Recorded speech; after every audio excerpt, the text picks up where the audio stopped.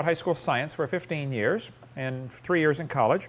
And now since '89, I've been teaching on creation, evolution, and dinosaurs. What we're going to do in this class is go through my seminar material that I cover all over the world as I travel and speak. But we're going to go through at a snail's pace and chase every rabbit, kick every dog. You know, any questions, fair game. Stop me right in the middle and say, wait, can you explain that, okay? Or if you know what some of the skeptics are saying. There's nearly 2,000 now anti-Hovind websites, okay? They are all claiming all kinds of things about me. It's really funny to read some of them. But I want to defend my position, okay? I do take the position that the Bible is literally true and scientifically accurate. God made the world in 6 days about 6,000 years ago. It is not billions of years old, and we'll be defending all the questions that brings up throughout the course of the next who knows how long this class is going to take. We appreciate you coming tonight. Or if you're listening by videotape or DVD and want to ask questions, I do a daily radio program Monday through Friday, 4:30 to 6, hour and a half, Central Time. It's called the Creation Science Hour and a Half. I can't think of a better name for it, so because that's how long it is. But anybody can call in with questions or comments, and we get some really hostile callers from time to time. So you're welcome to do that. You can listen in on our website, drdino.com, or on the truthradio.com website. Either one will get you to our radio program. You can call our office anytime with questions. I don't take email. I just got up to 1,000 a week and said I quit, I surrender. I'm going to drown in a pile of email. I was staying up till 12 or 1 o'clock in the morning answering email every day. Said this has got to go. So I got all the secretaries together and said, look, answer it all. If they really got to talk to me, then tell them to call me. I talk a whole lot faster than I type. Okay, I can speak over 300 words a minute, and I type about 12 words a minute. So it's no-brainer as far as which I should be doing what I'm most effective at. But yeah, I talk a lot faster. So we welcome any comments, and we hope this class and these classes will be a blessing. One of the goals of the class is to train guys like you or ladies to be more equipped to be able to answer people with questions. We need thousands of creation evangelists out there. I was teaching science in Longview, Texas, and I asked Dr. Julian Pope, who was a guy who taught in the college we had there. I said, Dr. Pope, his son Johnny Pope is a good friend of mine in Houston, Texas. I spoke at his church just a few months ago. I said, Dr. Pope, to Dr. Julian, I said, how do you know God's will for your life? He said, oh, that's easy. I said, man, tell me, I'm going to write this down, you know. He said, no, you don't need to write it down. You'll remember it is. He said, do you want to know God's will for your life? I said, yeah. He said, well, you find a need and you fill it. He said, what's the greatest need you can see? Do we need more carpenters? Do we need more lawyers? God knows we don't need more of those. Do we need, what do we need? What does the world need?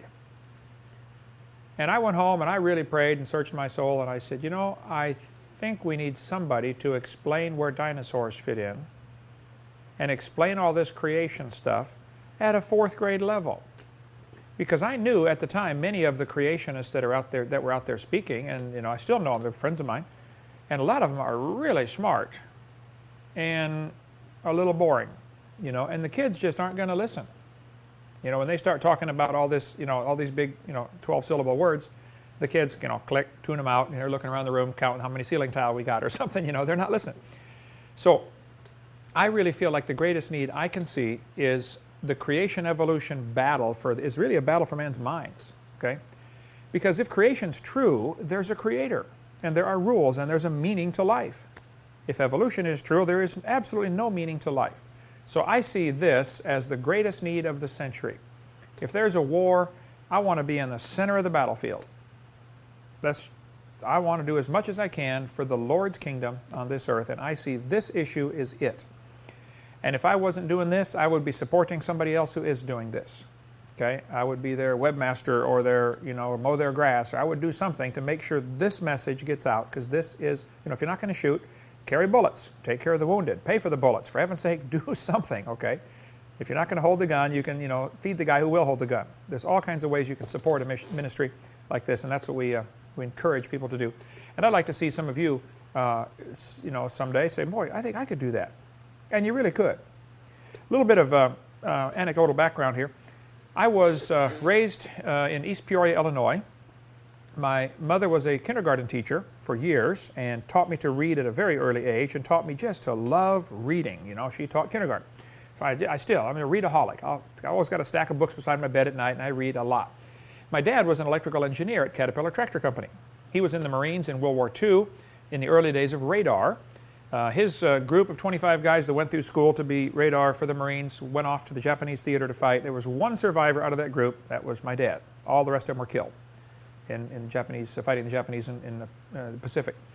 My older brother became a mechanical engineer, and my second brother became a public school teacher for 34 years and retired. And my sister became a beautician and had her own business, entrepreneur, and did really well. Still lives in Seattle, Washington. So that's it. I got the four in the family. I'm number 3. I was quite a bit actually, of an introvert as a child. I would rather be by myself. You know, just leave me alone. I would go for walks in the woods by myself, you know, for hours and study the rocks and trees. And I didn't like people.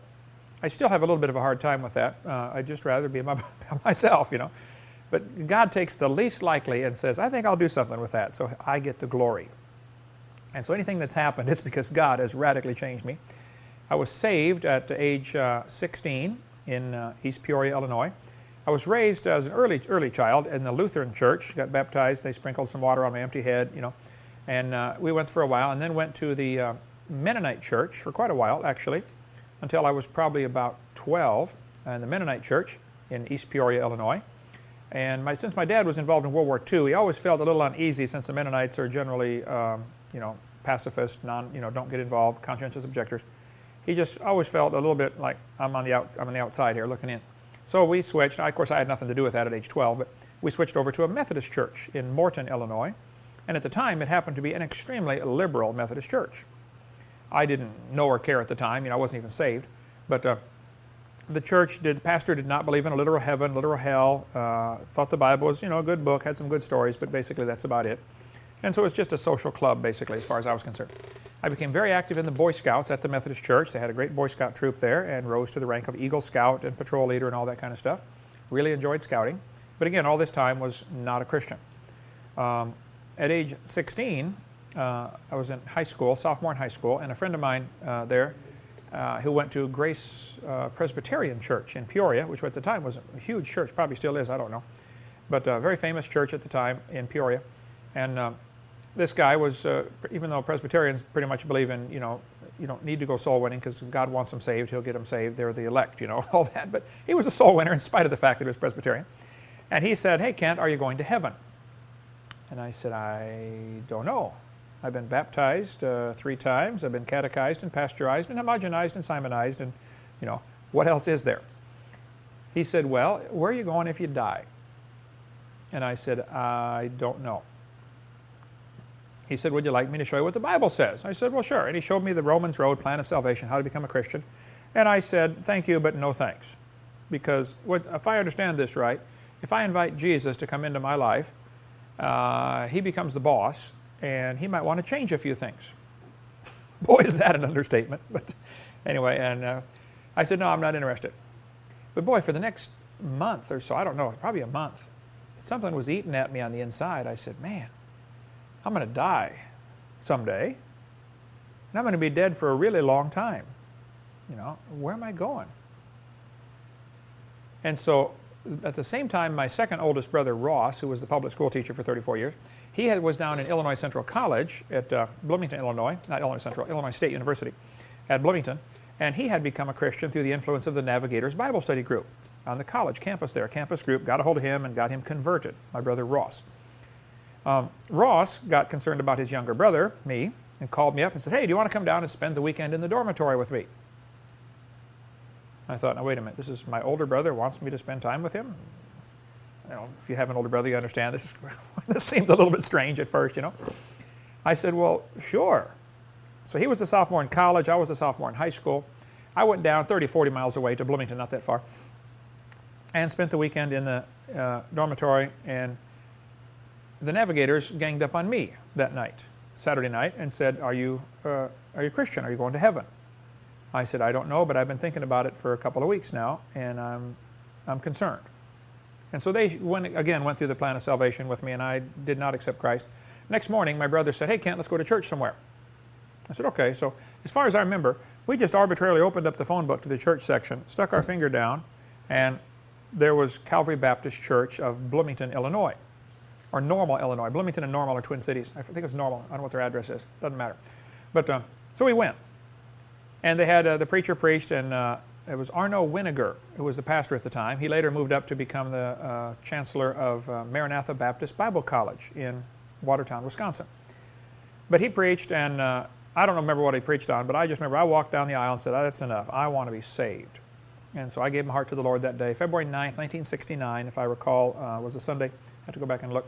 But that's the day I gave my heart to the Lord. Went back to my East Peoria High School and told all the buddies in school, hey, I became a Christian.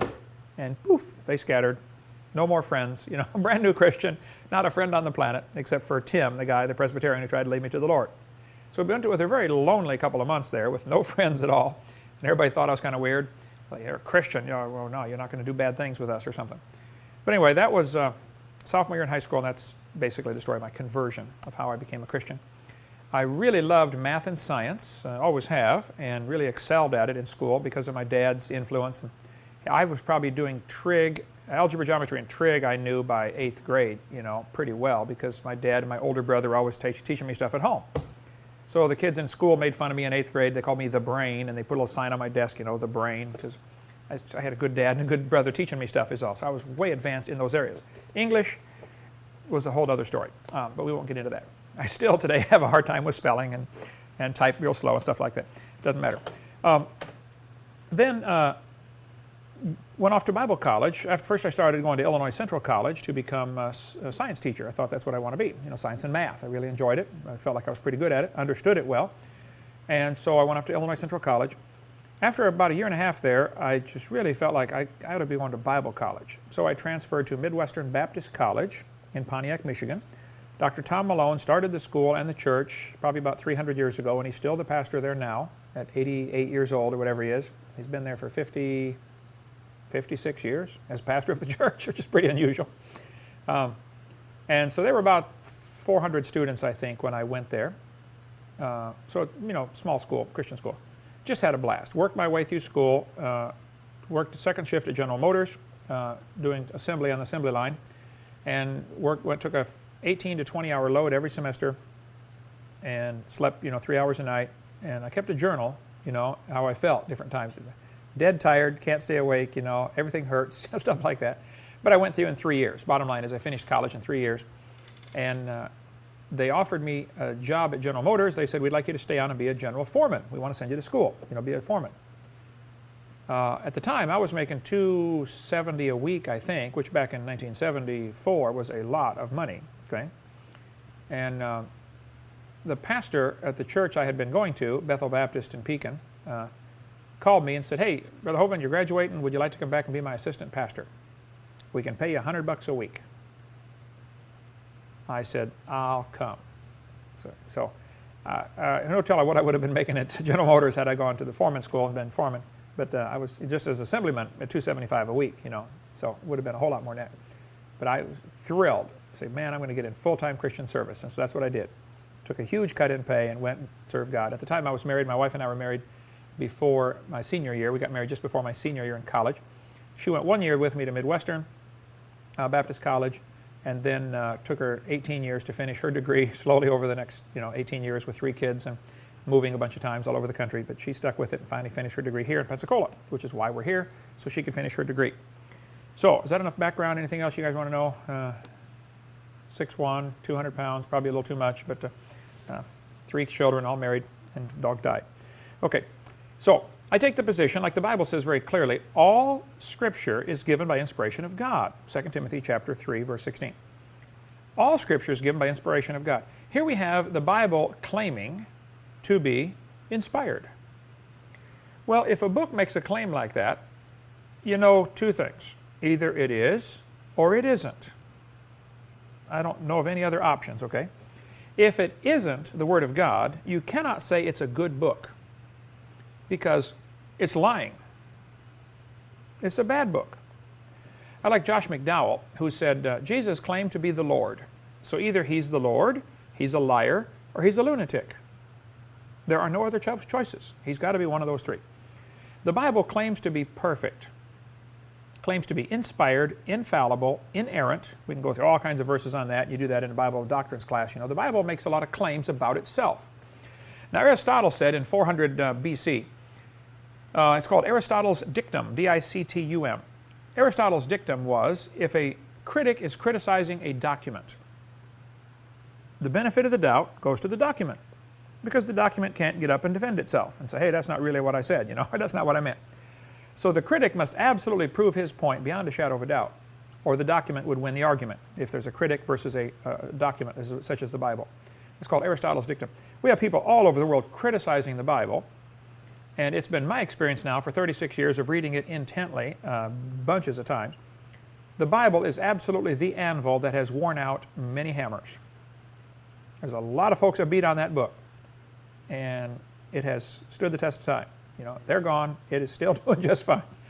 That scripture, 2 Timothy, that all scripture is given by inspiration of God, is so true. Every single word. I see things as I read my Bible over and over and over. I see new stuff comes out every time. It's like, wow, why didn't I see that? This morning, 4 a.m., whatever it was, I was reading Daniel chapter 6.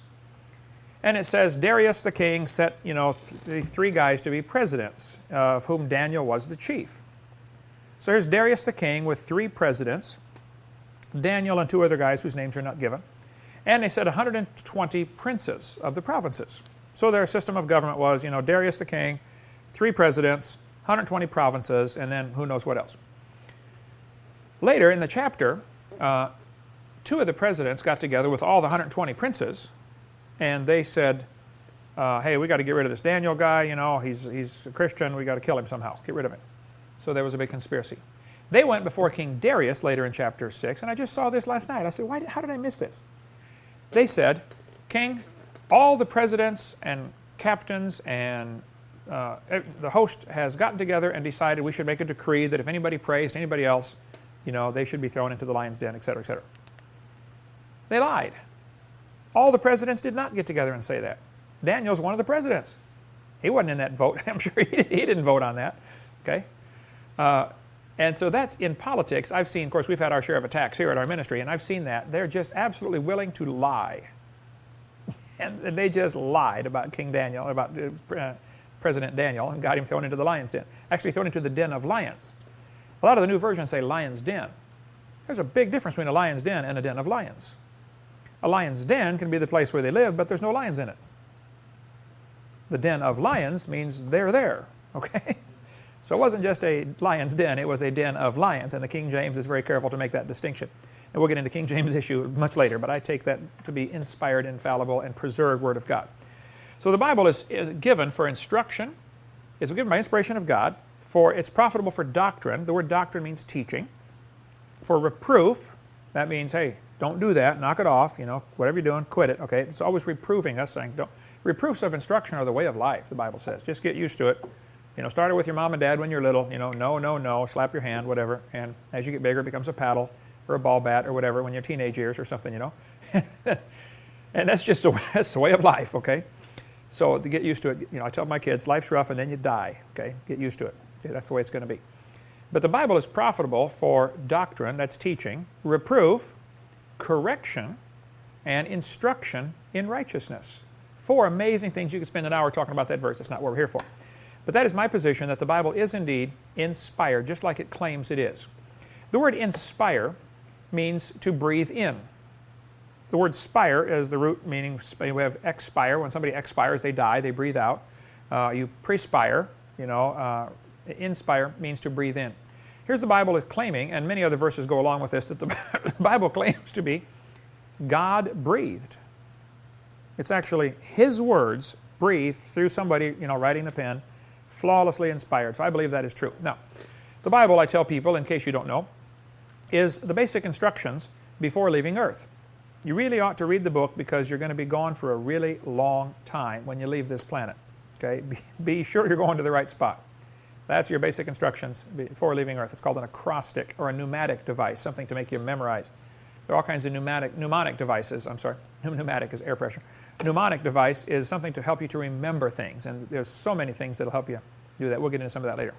So the Bible tells us in 1 Peter chapter 3, one of my jobs as a Christian, sanctify the Lord God in your hearts, and be ready always to give an answer to every man that asketh you a reason of the hope that is in you with meekness and fear. Our job as a Christian is to provide answers to the rest of the world. I distinctly remember, as a brand new Christian, age 16, right across the woods from us, there was a little valley, a little gully with, probably 50 yards wide, and another subdivision on the other side of the gully. It was in Twin Oaks, Illinois, off Highway 150 between East Peoria and Morton. You can check it on the map, who cares? I lived on Willow Court, 216 Willow Court. Right across from our house was you go down the woods and you come up in the backyard of Mike Quinn. Mike Quinn had a sister Mike was my brother's age, my brother Ross's age. His sister Colleen went to school with me. She was my age, actually born a day before me, January 14th. I was born January 15th, 53. So Colleen and I were good friends going through school. We lived near each other, and the brother Mike was a sophomore in college at the time at Bradley University, which was in Peoria. And I was brand new Christian. And I was going to this independent, temperamental, fundamental, right-wing, radical, chicken-eating Baptist church and reading my Bible and really growing rapidly in the Lord as a new Christian. And so I became concerned about Mike, who was Catholic, and my brother's best friend. So what my brother and I went over by myself one night and started talking to Mike. Mike was a sophomore in college studying engineering at Bradley and had been taught all of the evolution stuff that people are taught going through college. And I tried to witness to Mike. And I absolutely got nowhere. Zero. Couldn't dent the shell he had around him because he believed in evolution. And I had only been saved, I would guess, 2 months, maybe. I don't know. But I realized right away as a new Christian, if nothing else, this evolution theory is a great hindrance to the gospel. This is going to keep Mike from getting saved. He won't even examine the possibility that the Bible is literally true because of his belief in evolution. So that started me on the trek of saying, this theory is a problem for Christianity. Then, as I began to grow in the Lord, my pastor told me I had to get rid of my reviled substandard perversion from the Methodist Church and get a real Bible. Go get a Schofield Reference Edition. So I went and bought, the Schofield Reference Edition, the old Schofield that had the proper names index at the back. I've still got it on my shelf. It is really falling apart. But Schofield, Masonic Lodge member, Presbyterian, had several things was wrong with Schofield. Good notes in many places, brilliant Bible scholar, but he definitely caused a lot more problems than good, I think. He taught the gap theory, that there's a gap between verse 1 and verse 2. And so he's the one who really made it popular. Came out after several other people after that. So that's what I believed for a long time. I said, I'll just take this billions of years and stick it in the middle of the Bible between these two verses and forget it. Because I was majoring in, I was taking all the science classes I could, and I was being taught the earth is billions of years old. And I knew right away, if I reading my Bible, said that the Bible doesn't say that. So where do we fit billions of years in here? Schofield has the answer. Slide it between these two verses and forget it. And that was my compromise, I guess, for years. As I read the Bible cover to cover many times, dozens of times, and memorized whole passages, I just really was trapped, not knowing it, by something I'd been taught. I had put on Schofield's armor instead of putting on my own armor, like David, said to Saul, it's not my armor, I've not proved it. So, as a brand new Christian, I realized this evolution theory is a hindrance. I got nowhere with Mike, never did, haven't seen him for years, so I don't know if he ever become a Christian or not, but didn't get anywhere with Mike. And throughout the years, I've met many people that this was their hindrance. And if my job, 1 Peter chapter 3, is to be ready to give an answer, I think it's important that we as Christians be ready to give an answer. I think I'm prepared now, after 36 years, 52 years old, to be able to give an answer to most people on most of these topics. And that's what I want to pass on to you guys, because I'll die someday. I'm going to try to make it the last thing I do, but it is going to happen, okay? And we need thousands more people out doing this. When I really felt the Lord called me into this ministry, after talking to Dr. Pope, I said, man, that's the greatest need I see. Find the need and fill it. Greatest need is creation ministry. So I got down on my knees and I said, now, Lord, if you want me to go into the ministry, I want to explain something to you, Lord. There's a few things about your children that I don't like. He said, me too, son, quite a few. You want to see my list? I said, no, that's okay, Lord. I said, if you want me to do this, I'm not going to tell people they can't copy my stuff. That's just always bothered me. Here's somebody's got this great message, and you know, I can't share it with my friends without giving them another $20 or something, you know. So I said, I'm not going to copyright my stuff. We have copyrighted it now, only to the point where people cannot sell it, okay? Because people were taking my videotapes and altering them, taking a phrase here and a phrase there, and putting together, making me say things I didn't say, you know. So and the only way to stop that legally is to have a copyright on it. So it's copyrighted, but you can still copy it if you're giving it away for free and you're not altering it.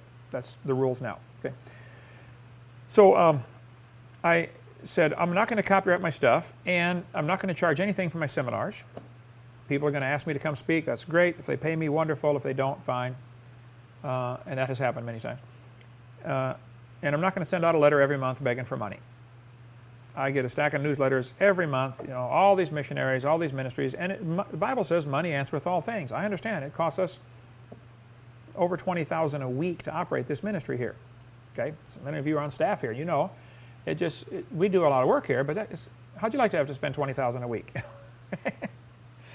Sink your ship in about 3 hours, right? So I said, I'm not going to send out a letter every month begging for money. It does cost money to run things. I understand. Believe me, I understand. But I said, I just don't like that idea of, you know, every month get another newsletter begging for money.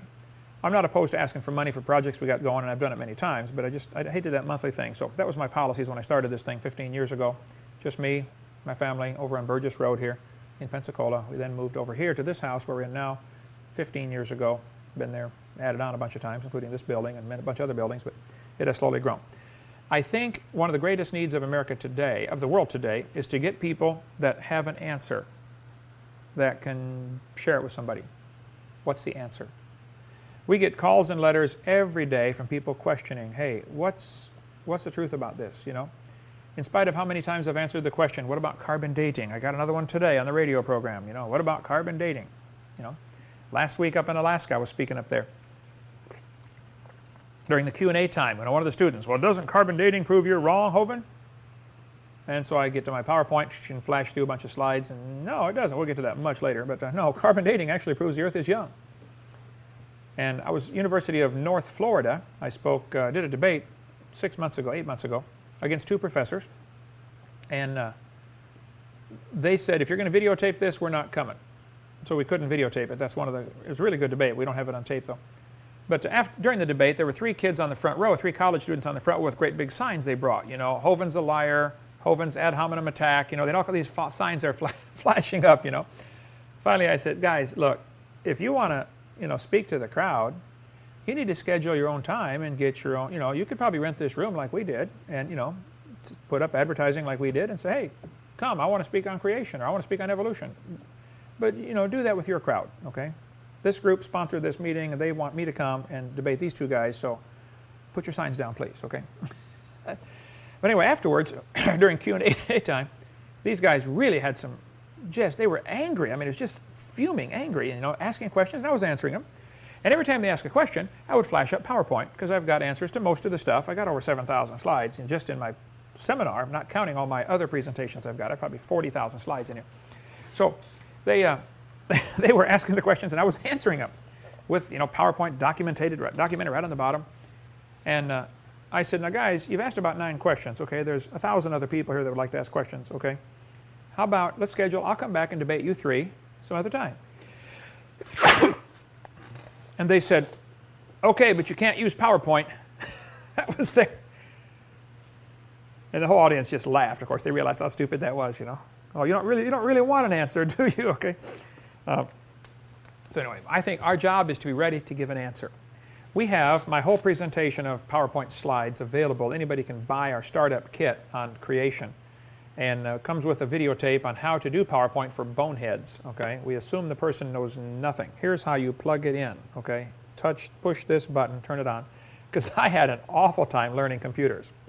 I was just born too late, okay? It's my mother's fault, but I just didn't get it.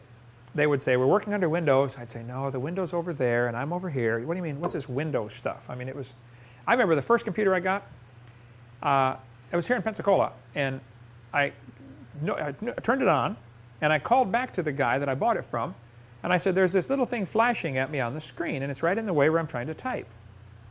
What is that? He said, that's the cursor. You need to move the mouse. I mean, it was that bad. Okay, Adam, you're a computer expert, I know, but I was way down on the learning curve, okay? Had a long ways to go. So we produced this videotape, PowerPoint for boneheads, because I understand people the frustration of, I don't understand what you're talking about, you know, because it's a real simple startup kit. And we've helped about probably 500 people now start ministry similar to this using our material. And if you don't like something, well then edit it out, okay?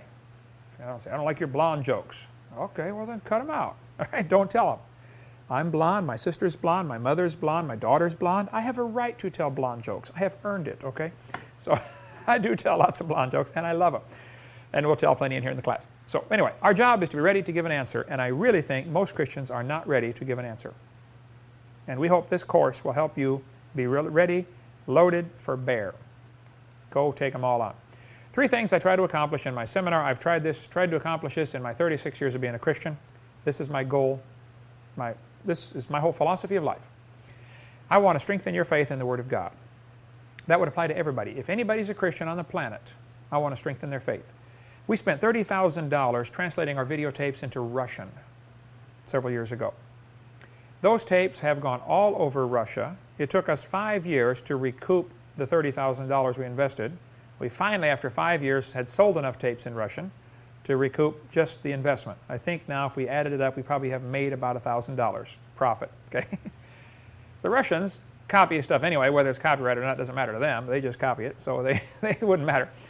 But they are spreading all over Russia. It's incredible the number of, I mean, like tens of thousands of people that have seen our tapes in Russia on creation. And we get calls and letters all the time. My daughter-in-law, Tanya, who's Ukrainian, you know, translates the letters for me from Ukraine and Russia. That people, or Pavel, you know, speaks Russian, and her brother. And the testimonies will just make you cry, you know. Man, here I've been raised in communism for 70 years, and your tapes answered all these questions, and oh, thank you so much. You've really strengthened my faith. That's awesome, okay? That's better than having a fast motorcycle or a big car or $1 million in the bank. Knowing you help somebody strengthen their faith. Number 2, if somebody's not saved, I want to try to get them converted. I am consumed with trying to get other people converted. That's my goal in life. And I think that ought to be every Christian's goal, okay? You know, when kids get to a certain age, they want to start replicating, you know, making more people. Let's get married and have some babies, okay? That's normal. That's the way it's supposed to be. Okay, I'm 21 now, you know, let me find a wife and have some kids, okay? I think as a Christian, you ought to get to the point where pretty soon it's, you know, I really ought to be replicating. I should be making more Christians. That should be our job. Our goal in life is to replicate ourselves, duplicate what we have, and get other people converted. So definitely that's what I want to do. Number 3, if somebody is saved and they're not doing much for the Lord, then I want to make them uncomfortable. I have people say all the time, Brother Hovind, you make me nervous, man. You know, well, are you doing something for the Lord? No. Well, then you ought to be nervous. Okay? Good. I'm glad I'm making you nervous. One lady came to Jack Hiles up in Hammond, Indiana. He died, but I'm speaking at the church up there here in a couple of weeks. And this lady said, I don't like the way you go soul winning. He said, well, how do you go soul winning? She said, well, I don't do it. He said, oh, well, then I like my way of doing it better than your way of not doing it. That's for sure. I'd rather do something than nothing. I don't know if everything we're doing here is right. We started a museum. We're in the middle of it here now.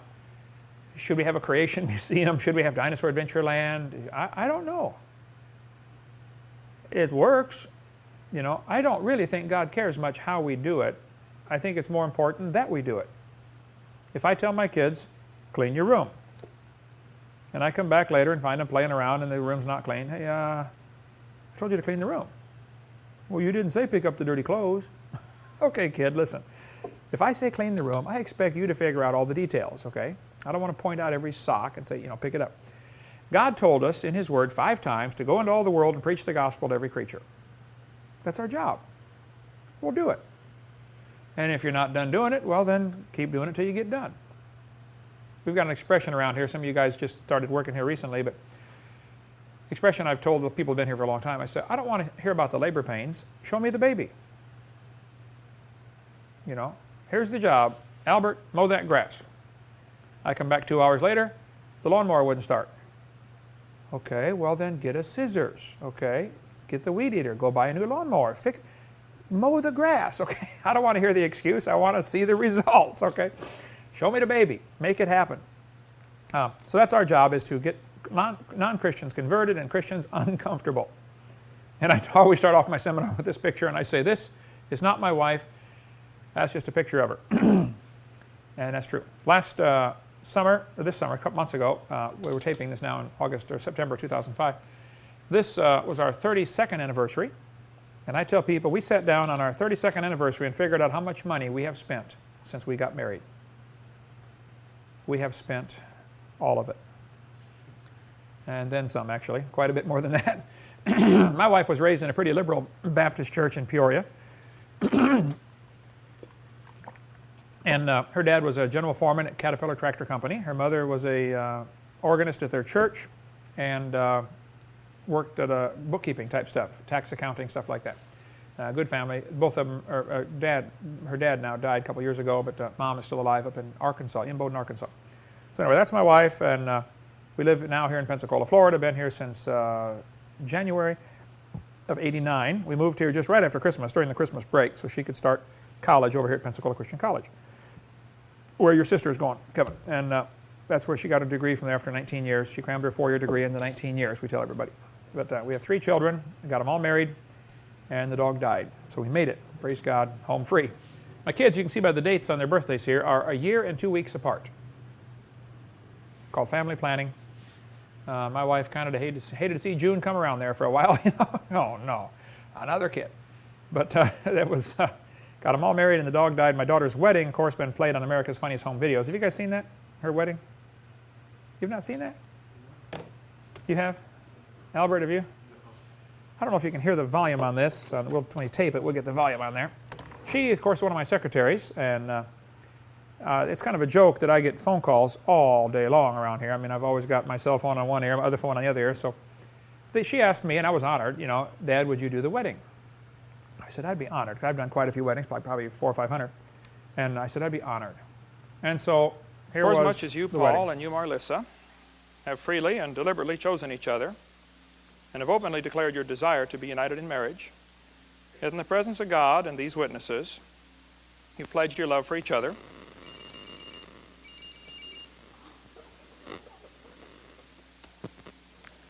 Hello? Yes, Lord? No, I wasn't calling you, but okay. The Lord says He would like you to know that what He has joined together, let no man put asunder. Paul, you may kiss your bride, He says.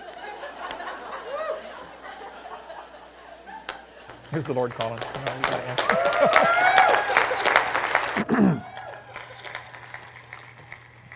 They've played it now, I think, over 15 times on America's Funniest Home Videos. They never got any money for it, and I thought they should have. But anyway, so that's daughter. And we got them all married. The dog died. It's wonderful. All of them live right around me here, as you know, that work in the ministry here. My daughter and her husband live next door. The other 2 kids live down the street. I have 4 grandkids so far. And for those that don't know, grandkids are God's reward for not killing your own kids when you thought about it. Because especially with Eric, we thought about it on a daily basis.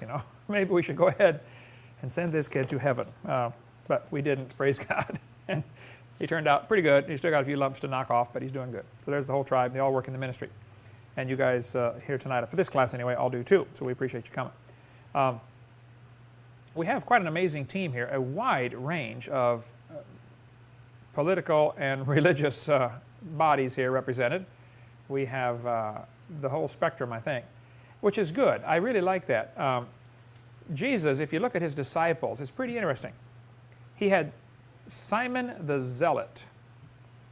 If you study the history here, the Zealots in that time were the anti-Romans, blow up the bridges guys. The Romans took over our territory. Let's go kill a few tonight in the middle of the night.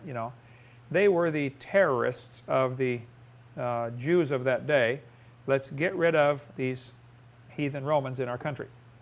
He also had Matthew the tax collector as a disciple.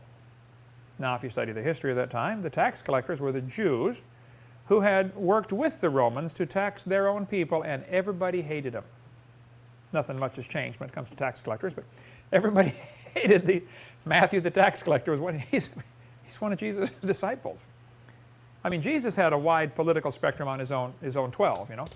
And so we have quite a spectrum here. We have our token Lutheran, we always pick on every day, you know, asking if we became a Baptist yet. No, not yet. I said, keep reading that Bible, brother. You can make it, you know.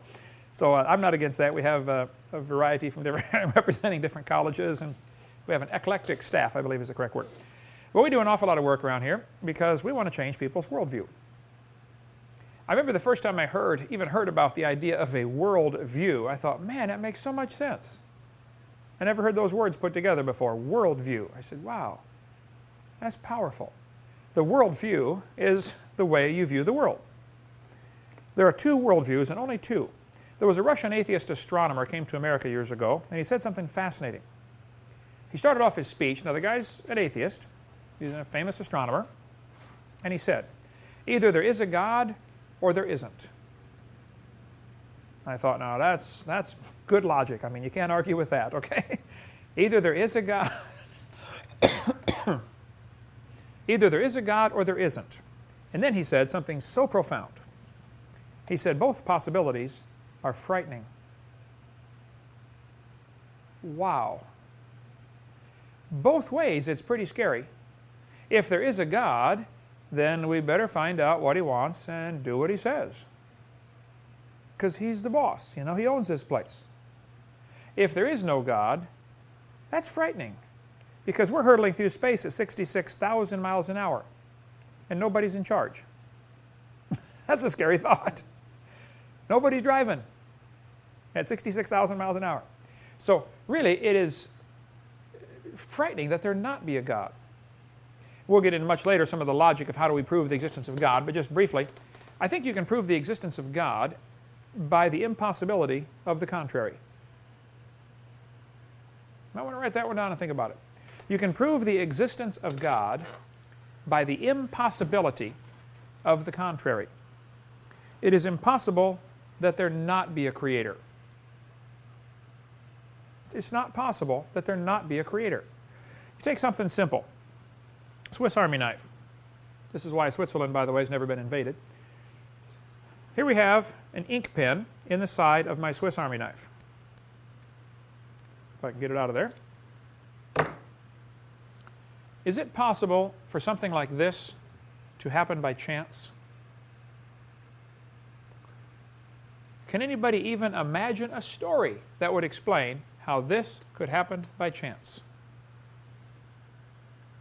You can't even come up with a good story. You certainly can't come up with any proof or evidence. You can't even get a good story how it could happen. It's just too complex. If you're in the middle of an iron mine where they're digging out iron ore, there is iron ore all around you. And you find a nail on the floor of the iron mine. Just a nail. What do you conclude? The nail was man-made, even though it's made out of iron. It is impossible that the nail not be man-made. All of human experience tells us natural forces do not make nails. They don't. It's impossible that there not be a designer just for a nail. Even though you're in the middle of an iron mine, you still know it was created, it was designed. It is just intuitive when you look at something as complex as a cell in the human body, or a hand, or a feature of the body, like the digestive system, or integumentary system, or nervous system, or any respiratory system. It's just not possible that there not be a designer. You don't have to see the designer to believe he exists, okay? Just the design demands a designer. When you find a watch, you know there was a watchmaker, Paley's argument from years ago. Darwin read Paley's book and was very frustrated by the book because he never could get an answer to it. And some of the atheists now, like Dawkins, thinks they've got an answer, the blind watchmaker. That's a dumb theory he's got in that book. We'll talk about that later. But it's just not possible that there not be some kind of designer. So you can prove the existence of God by the impossibility of the contrary. It is just not possible that there not be a creator.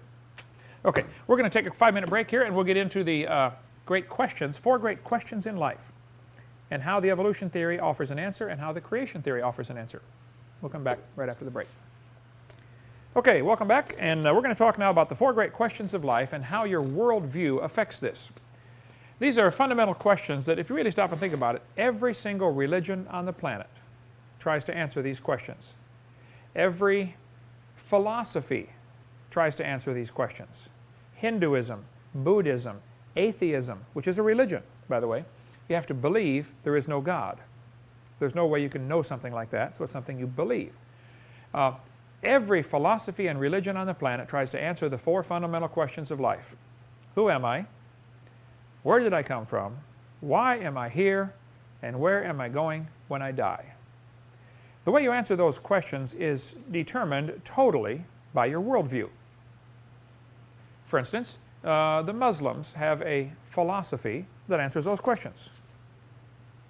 The Catholics have a philosophy that answers those questions. The Baptists have one. The Buddhists have one. Every religion you can think of, one of the primary things they try to do is answer those questions. And how do you answer them? Well, that depends on your worldview. Some people look at this world and say, you know, it's amazing. A Big Bang made this world from nothing. There are atheists who really, really believe that. I guess. I mean, they tell me they do. I can't imagine that they do, but they claim they really honestly believe it. Anyway, that is called the humanist worldview. The humanist worldview says there is no God. Man is the ultimate creature. We're it. We are God. Which is what Satan said to Eve in the Garden of Eden, you know, ye shall be as gods. We'll get into that later. But humanist worldview is very common. I mean, a lot of people hold to this worldview. That doesn't make it right. I mean, even if everybody believes something, that doesn't make it right. Okay, the fact that a lot of people believe something does not make it right or wrong. It's just interesting to point out that a lot of people believe this based on the evolution theory that really we got here by natural causes. This is called naturalism versus supernaturalism. Supernatural is something beyond the natural. Suppose we all lived on an island, okay, and we had a rule on our island, a philosophy, that nothing exists outside of our island. There is nothing else. We're it. There is no world out there other than water, ocean, okay? And one day a computer washes up on the beach. Well, on our little island we don't have computers, man. We never saw such a thing. So we look at the computer. Now keep in mind, we have a rule. Nothing exists outside of the island. So I want you to explain how the computer came to be using only naturalistic explanations within our little island. You're going to have a real problem. So somebody's going to analyze the computer and find out, oh, hey, this has silicone in it. Well, silicone is modified sand. And we've got sand all over the beach. Maybe lightning struck the beach and melted the sand and turned it into these silicone chips. I mean, we really could get some really wild stories if we worked at it and try to figure out a natural explanation for the existence of the computer. Now, to the average thinking person, of course, that is ludicrous, but we've got scientists today and people today, not who are non-scientists, who have decided in their little brain nothing exists outside of the natural. We have to explain everything with a naturalistic explanation. So in their mind, they've already excluded the idea there can't be a God. How do we explain life with a natural position, from the naturalistic position? I think they've already shot themselves in the foot by their definition. Okay? Just like those guys on the island already excluded the only logical possibility. Somebody outside the island made that, guys. No, there is nobody outside the island. Okay, well then if you want to limit yourself to that, you go ahead. But there's going to be a whole lot of stuff you cannot explain, like when an airplane flies overhead. You know, what was that? It doesn't exist. Ignore that man behind the curtain, you know. Pay no attention to that man. And so there are people who have just absolutely limited themselves. They've locked themselves in this little tiny box called naturalism, and they just deny that anything else exists out there. And I've done 93 debates now with these professors who believe that, and that they have just, I think, handicapped themselves mentally by their philosophy, their worldview. Their worldview says We're it. There is nothing outside the natural. Well, that's quite obviously false for many reasons, and there are people who deal with this type of argument from other perspectives, you know, how to prove the existence of God. Josh McDowell has great stuff on this, you know, how to prove God exists, and that's not our field of research for this class. But there are plenty of things out there. Ray Comfort has some good stuff on his website. But that's one philosophy, one worldview that people choose. They choose to hold this worldview that we came here by purely naturalistic methods. There is nothing supernatural in the world. Now, the other philosophy or worldview, and there are only two.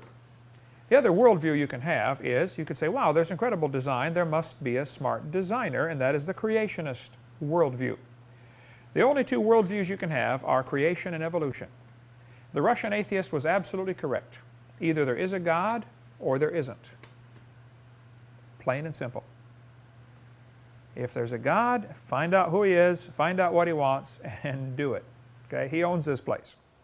If there is no God, we're in trouble. We're going through space 66,000 miles an hour, and nobody's in charge, and we've got a real serious problem on our hands. I mean, if we are it, we are in trouble. I think man has shown in the last few thousand years that we have the capacity of killing each other by the tens of thousands and not batting an eye. Or in the case of Hitler or Stalin or Pol Pot, we can kill other people by the millions. We're going to annihilate ourselves if there's no God. Okay. Evolutionist Arthur Keith, who was a strong believer in evolution theory, there's some question of, was there a 1959 100-year anniversary reprint of Darwin's book? I have not seen it, and I haven't researched it, okay? But one person in the last 16 years of my speaking said, Hovind, there was no 1959 reprint of Darwin's book. So I don't know, I have on my footnotes here of the slide, that he wrote the foreword to Darwin's book for the 1959 100-year anniversary reprint. If that is not correct, tell me and I'll correct my slide, okay? Somebody can find out the truth on that. But there's no question he was a famous evolutionist, and he wrote frequently on the subject of evolution. And there's no question that he did say this. He said, the law of Christ is incompatible with the law of evolution. And he's absolutely right. These two are mutually exclusive. You can't say both are right or there's a mixture of truth between them. No, it's this or this. He said the two laws are at war with each other. And he was absolutely right. Now, Arthur Keith chose to be on the side of evolution. That was his choice. Okay. If you want to believe you come from a rock, you just enjoy yourself. I don't care what you believe. But they shouldn't be calling that science. But even the evolutionists know that evolution and Christianity are mutually exclusive. One is wrong. And the evolutionists generally have no respect for the theistic creationists, or theistic evolutionists, who think God used evolution to get us here. They have no respect for them either. Okay? There are sort of three camps, you know, creation, evolution, and compromise, but neither side wants the compromisers. Okay? Certainly the evolutionists do not. They understand these two laws are at war with each other. Somebody's wrong. Well, let's just philosophize here for a minute. Suppose the evolution theory is true. How would you answer the great questions? Who am I? What am I worth? If evolution is true, you're nothing. You're not worth a thing. You're actually part of the problem, you see, because you are one of the polluters of the environment. And the more of you we can kill off, the better the planet will be. We can save Mother Earth by killing you off, because after all, you're taking up living space, you know. If evolution is true, and you really think about who people are nothing but protoplasm. We're animated meat. We are molecules in motion, and we are absolutely not worth a thing. And if you happen to kill somebody, oh well, the strongest survive, you know. That's just the way it is. Where did I come from? What is the origin of the world? The origin of, you know, I don't mean you came from your mother, I know how that works, but where did mankind come from? Okay. Well, if evolution is true, you came from a cosmic burp called the Big Bang 20 billion years ago. Why am I here? What's the purpose of being on this planet? What is the value of my life? I mean, when a person lays their head on their pillow at night and they're thinking, you know, who am I? What am I doing here? How did I get here? Why am I here? How do they answer those questions? And everybody goes through these things. Every religion on the planet tries to answer those because every person on the planet asks themselves those questions at some time or another. You all have, I have, we all do this, okay? Why am I here? Well, if evolution is true, there is absolutely no reason to be here other than have fun, pass on your genes to the next generation. I've also often asked evolutionists this question because they'll say, you know, the whole purpose of life is to pass on your genes to the next generation. All you live for is to, improve the species or pass on the species, ensure the species survives. I say, guys, I got a simple question I want to ask you. Why did every species on the planet evolve the ability to reproduce more of its own kind? Isn't that going to just increase the competition for food? Why didn't somebody evolve the ability to live forever? Wouldn't that be smarter? Hey, I got the whole place to myself. Let's just live forever. All of them have evolved the ability to produce more of their own kind, which increases competition for the food supply. That doesn't sound smart. They never answer the question. They can't. I've never had, if you're watching the tape and you got a good answer, I'd like to hear that one. Why is it no animal evolved the ability to live forever? Why are we here? Of course, the Christians have an answer to that question. All these questions. Christianity offers a very different answer to these questions, okay? Evolution offers an answer. Christianity offers an answer. Where am I going when I die? It doesn't take you long on this planet to figure out you're not always going to be here. Okay? You're probably going to be 3 or 4 and you're going to have grandma or grandpa or uncle or aunt or neighbor or somebody's going to die. I remember as like a 3rd grade child walking home from Pleasant Hill Grade School and seeing all the ambulances and the police and all the people gathered around one of our neighbors' houses. And I thought, whoa, what's going on? Bright lights, 3rd grader, what's going on? The mother had been giving the baby a bath in the sink, and the baby had reached up and stuck her hand in the toaster. Electrocuted her, killed her instantly. 18 months old.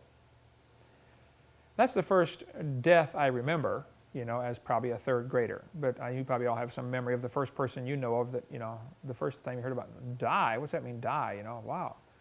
We had another neighbor 3 doors down from us, 18 years old, died of cancer when I was probably 8 or 9 or 10, I don't know. Then we had somebody just a block away had some kind of disease, a real severe osteoporosis where the body just consumes its own bones. And I remember this person was only in their 20s or 30s, if I recall. But my mom and dad were telling me, oh, they roll over in bed and break their shoulder or break their hip just by rolling over. Their bones are like eggshells. And it didn't take long of that, and they broke a rib and pierced their lung or something, and they died, okay? It doesn't take us long to figure out, we're going to die too. And everybody goes through that stage where they sit there wondering, where am I going when I die? That is what I went through for several weeks after I had been witnessed to and rejected Christ. That's when the Lord began eating at me, saying, Hovind, you're going to die. Everybody knows it, but nobody wants to think about it. Okay? We try to, that happens to old people. It doesn't happen to young people. It happens to everybody. People your age have died. Go to the cemetery, walk around, look at the tombstones. You can find somebody your age. Guaranteed. There's people that, and they never thought they were going to die. Are you kidding? I'm not going to die, man. Look, I'm only in my teenage years, I'm going to live forever. You're going to die. Where are you going? Well, evolution offers an answer to this. You go back to the ground and you become worm food or plant food, whoever gets you first. You become fertilizer. That's it. You're done. Christianity offers an answer that says, well, yeah, your body dies, but there's more to you than your body. There are 3 parts to humans, a body, soul, and spirit. You are not only alive, you are aware that you are alive. That's different than plants. As far as we know, plants are alive, but if you can call it alive, but they're not aware that they're alive. They have no spirit or soul. Animals are alive and are aware that they're alive, but they are not aware, apparently, of the Creator. No pig ever prays before his food, I used to say that in the high school cafeteria, I was a Christian, I'd pray for my food, and I'd get up, people looking at me and say, hey, did you guys know that pigs don't pray before they eat? That dumb stare on their face like, oh, did he just slam me? Maybe just a little bit, sweetly, of course, in Christian love. But where are you going when you die? Everybody wants to know this. The Egyptians thought, you die and you go to this, big long home in the sky, so they sent everything with them. The guy's going to need this. They put all their servants in there and killed them, Sometimes they built whole ships inside these pyramids. He might need this ship when he gets up there. Here's a bushel of wheat. He's going to need some food, when he gets up there. Everybody through history has had a philosophy or a worldview that tried to answer those questions. And there were, and Satan, of course, has been involved in manipulating these worldviews through history, but getting people to believe some extremely dumb stuff. Like the Inca Indians and Mayan Indians and down in South America, they thought, well, man, we got to appease the gods, and the only thing they want is blood. So let's get a bunch of these slaves we conquered, these people we conquered, and we'll go, carry them up top of this pyramid, cut their heart out, and pour the blood down the steps, Just rivers of blood. They had a philosophy of life. They thought that would appease, the gods of some kind.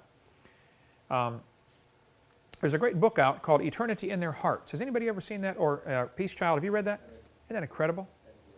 Eternity in Their Hearts. If you want to read a book that'll change your life forever, that's one of the ones you ought to read. I'd put that in the top 10 books everybody ought to be reading.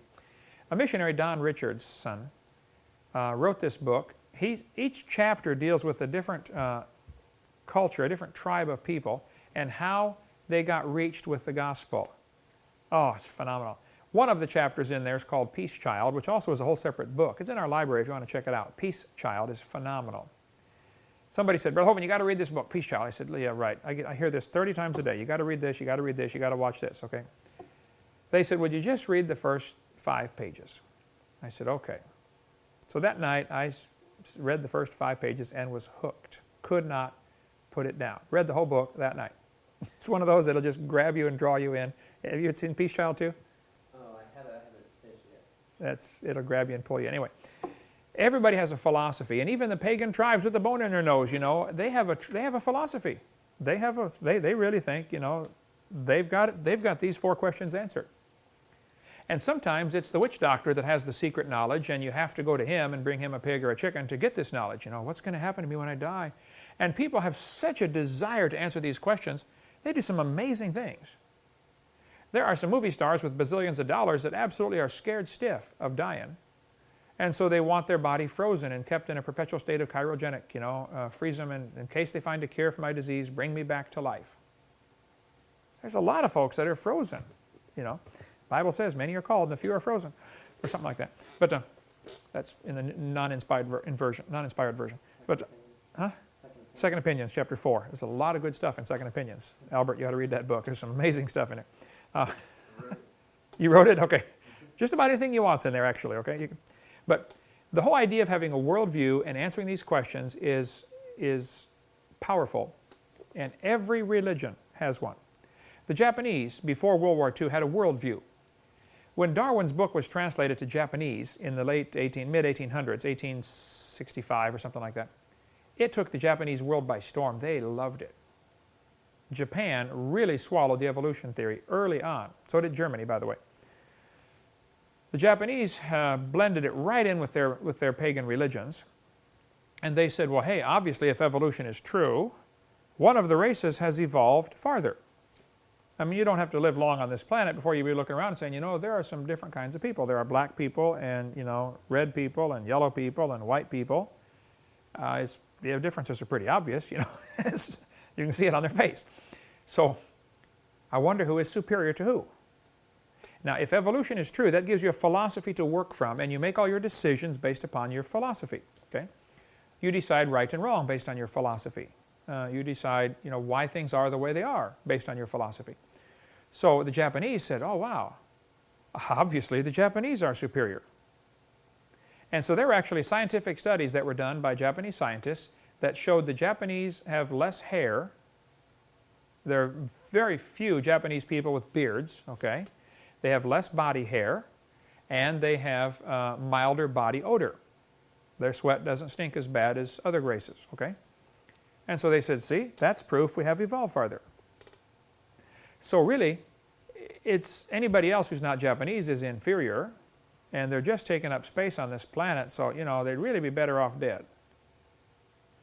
And when the Japanese conquered or captured a lot of the American and British prisoners in Corregidor and in Bataan in the Philippines, first of all, they couldn't understand why these people would surrender. I mean, you just don't surrender. You fight till you're dead. That's the way the Japanese were taught. You know, you fight till somebody kills you. Okay, you go to the death. Secondly, they got all these prisoners, like 70,000 of them, and they thought, well, these are just animals. They're inferior. They're not Japanese. I mean, you know, look, they got more hair. They're closer to the apes. So there's no value to their life. And so in the Bataan Death March, I don't know how many died. A lot. I mean, Mike Quinn, I told you about earlier, you know, that tried to witness to, his dad was fighting the Japanese, and the Japanese guy came up with a bayonet and ran it right through him, whoosh, pulled it out, and left him to die. Well, he didn't die. But as a kid, I remember I was very impressed when he opened up his shirt and showed us this big scar on both sides, front and back. The bayonet went all the way through, missed all his vital organs, just right between them. That was Mr. Quinn. But the Japanese have this philosophy, and your philosophy determines how you behave in every case. You take a headhunter. Here's a little boy raised in a headhunting tribe, and Daddy sits him down by the fire and says, now, son, when you get bigger, you can go fight our enemies. And if you ever kill one of the enemy tribe, cut off his head, and be sure to eat the brains, because then you will get his power and his spirit. Well, you teach that to a kid for, 15 years, and guess what he's going to do when he goes off to battle? People behave based upon their belief. Powerful statement, your beliefs determine your behavior. What do you believe? I was at Alaska last week, and one of the guys in the audience during Q&A time was very upset, and he said, man, evolution's a fact, and he said, otherwise premarital sex wouldn't be okay. He said, I don't see anything wrong with premarital sex. He brought it up probably 6 or 8 times. I said, well, obviously, if evolution's true, you're right, but does the girl's dad have an opinion on this? Probably the first time he ever thought about that, Does the girl's brother have an opinion on this? I'm sure you have an opinion on it's okay, but what about him? Does he have an opinion, What about your future wife? You think she's going to have an opinion about this? What about this girl's future husband? It may not be you, You think he might have an opinion about this? Do you think he may come look you up someday at 2 in the morning? Have a talk to you in a language you can understand? Sure, I'm sure you think it's okay. I mean, obviously, duh. But what about him, And if there's a God, then he makes the rules, and we just better find out what he says and do it, period. So anyway, the point is, your worldview or your philosophy is so incredibly important. How do you view the world? Powerfully important. And 2 great worldviews, only 2. The Bible teaches clearly God created the heaven and the earth. So here's God claiming that he did it, and so the Christian worldview is God made the world, we're here to please him. When we die, we go face him one day, and we're going to be judged. And fortunately, he's provided a way for us to be forgiven. Very fortunately. Okay? Satan, though, came to Eve in the Garden of Eden, Genesis chapter 3. The serpent was more subtle than any beast of the field which the Lord God had made. And he said unto the woman, Yea, hath God said. Now, as far as we know, this is the first sentence out of Satan's mouth that's recorded in Scripture. First thing he did was to try to raise doubts about God's Word. He's been doing it ever since, okay? He still tries to raise doubts in everybody. I remember as a young Christian, just a brand new Christian, going to church, reading my Bible, how I was just plagued with doubt. Are you sure you're saved? And I went down to the altar probably 70 times.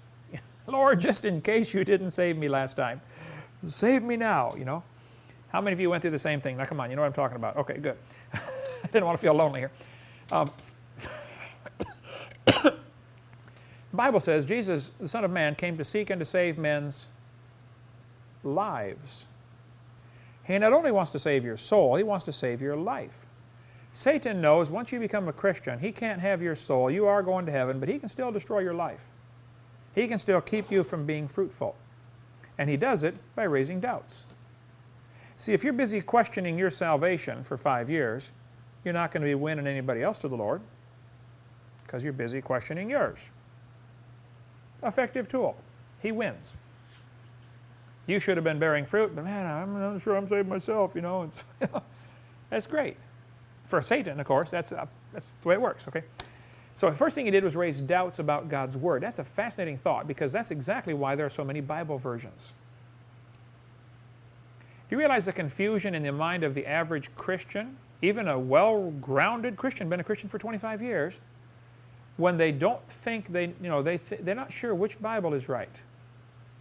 Or they think maybe there's some here. And when I hear preachers get up in the pulpit and say, well, it says in the original, they've never seen that original. I've never seen it. Nobody's seen anything in hundreds of years. When they correct God's Word, that subconsciously makes them look important. You know, you need me to explain this book. Boy, it's a good thing for you that I'm here. You know, here, give me some money and I'll keep teaching you, okay? It also, psychologically in that person's mind says, wow, where is God's Word? I mean, this really has a damaging effect, I think. And when you finally get it settled, man, this is God's Word. I'm holding a copy of it. It's like, wow, it's such a relief, you know, to know I've got it. Satan, though, it tries to muddy the water. In any war situation, you go into the enemy side and you try to turn road signs and blow up bridges, and, you know, confuse them, bring confusion, okay, if you can. It's normal in wartime, and this is a war, for Satan to try to bring confusion in Christianity. And one of the great ways to do it is, hey, let's publish 151 Bible versions. I think there are 151 now available. That's the last number I heard, in English, Bible versions. Keep in mind, in order to get a copyright, you have to be at least 10% different than the rest of them. How on earth do you get 151 Bible versions, all of them 10% different from each other? They made something's different. Real different, okay? But anyway, we'll get into more of the King James issue later and why God's Word, where is it, stuff like that. It took me 30-some years to get there, so I'm patient with Christians that aren't there yet. So if you're not there yet, you know, I understand, and we'll get you converted before it's over with. Cover more on that on video 7. The second thing Satan said to the woman. I say Satan because later we find out it was Satan in the serpent, okay? The serpent beguiled Eve, and we find out that was Satan in Revelation chapter 12, okay? The great dragon, the old serpent, the devil, okay? The serpent said unto the woman, ye shall not surely die. I want you to look at the sequence here. The devil said 3 things. First, he raised doubts. Are you sure? Second, it's an outright denial. Ye shall not surely die. He's denying what God said to Eve. The third thing, though, is classic, and this always follows this sequence. He said, God doth know that in the day that ye eat thereof, then your eyes shall be opened, and ye shall be as gods, knowing good and evil. First, you raise doubts, then you deny, and then you deify mankind. This is humanism right here. Eve, you can become God. Wow. That's pretty cool. How would you like to be God? You know, Bruce Almighty. You know, I'm God. That's what Satan said to Eve, and the sequence of events is classic because he has never changed his tactics. Satan still does that very same sequence today. And that's what evolution is all about right here, Genesis 3:5, ye shall be as gods.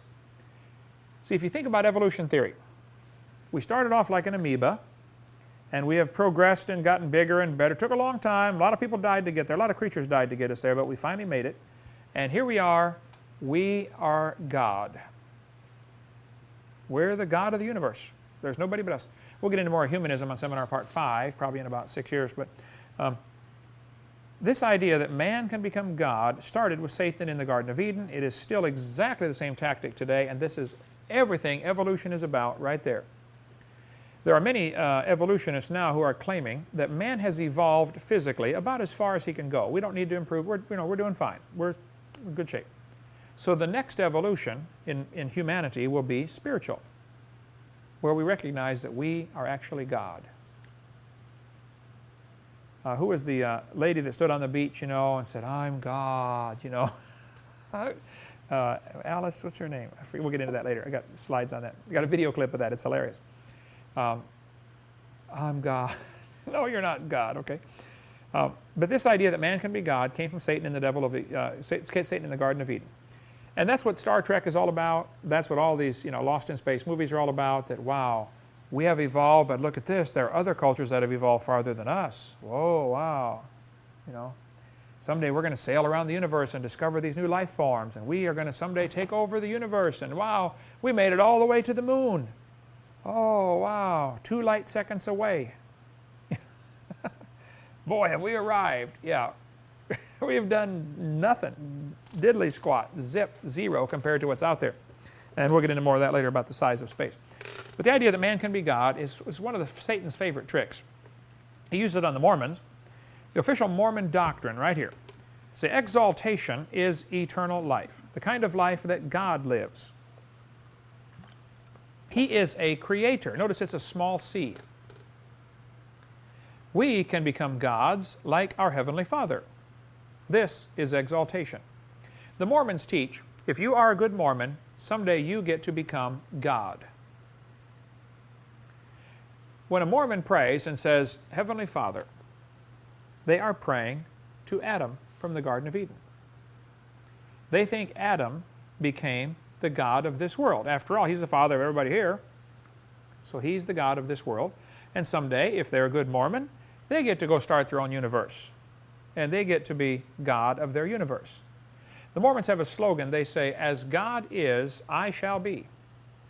As I am, God once was. They think God used to be a man, and someday they get to become God. That's their official teaching. And the Mormons have a philosophy of life that answers the great questions, like everybody has a philosophy. They teach that the God in heaven has thousands of wives and has sex all the time and produces spirit babies. And if the spirit babies are good spirit baby in heaven, they come down to earth, and the human couple here only provides the physical body. Okay? The human couple produces a body. God in heaven produces the spirit. And just before the baby's born, the spirit comes in, and as soon as the breath of life comes in, spank the baby on the butt, they get the spirit. Now, if it was a good spirit baby in heaven, it is given a white-skinned body. If it is a bad spirit baby, it's given a black-skinned body. That's what they teach. Now, they don't want you to know that for sure, but that's what they teach. That's why for years, no Mormons would never allow black people to get to become Mormon missionaries and elders and priests. Until they wouldn't let them go to Brigham Young University until they found out they're pretty good at basketball. So then they said, oh, well, we need some of them on our team, basketball and football. But for years, it was Mormon doctrine, no black people allowed, because after all, they're subhuman. They must have had a bad spirit baby. They must have been a bad spirit in heaven. There's a couple of good books. Now, Mormonism, A Way That Seemeth Right by Aubrey, is a great book in the way that it asks questions about Mormonism. Now, he believes some other things, or L. Aubrey, whoever that is, I don't know if it's a man or woman, the other things that I would strongly disagree with. Okay, so the fact that I recommend a book in my seminar by no means means that I recommend everything that person believes. Okay, I've learned early in life you have to eat the meat and spit out the bones, or you will choke on something. Okay, and you have to learn early in life to do that. So there is some good meat in this book. There are also some bones that I would caution you about. Okay, so again, it'll be that way all through my seminar. The fact that I recommend something does not mean I wholeheartedly endorse everything that person believes. It has to be that way, okay? I don't even believe everything I believe, okay? I argue with myself sometimes, okay? So, but the book, Secret History of the Mormon Church, is really powerful. If you want to study Mormonism, it's in the library. You can check it out for those of you that work here. But the Mormons have taught for years, their doctrine still teaches, if